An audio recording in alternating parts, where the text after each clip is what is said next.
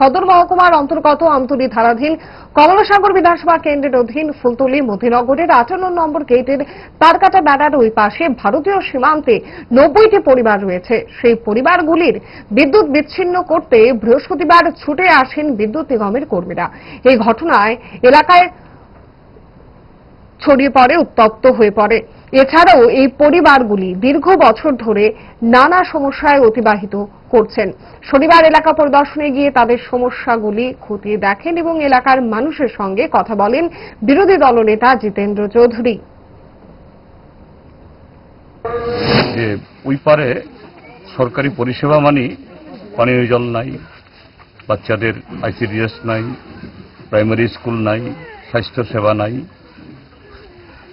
শুধু এই বিদ্যুতের লাইন আছে। এটুকুই হলো যে আমাদের ভারত সরকারের পরিষেবা। তারাও আমাদের ভারতবর্ষের নাগরিক।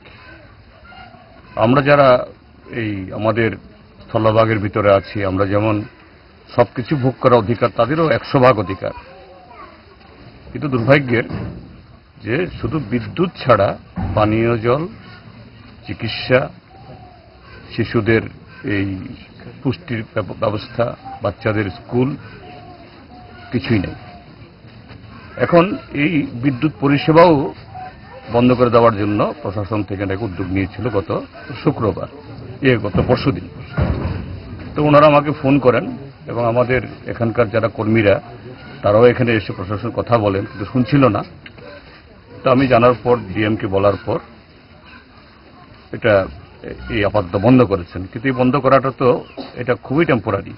ইচ্ছে করে ডায়েটটা ভুলে রোলটা ফুচকাটা খেতে, কিন্তু মনে রাখতে হবে 5 দশক ধরে গ্যাস, অম্বল ও পেটের সমস্যার একমাত্র সমাধান গ্যাস নল।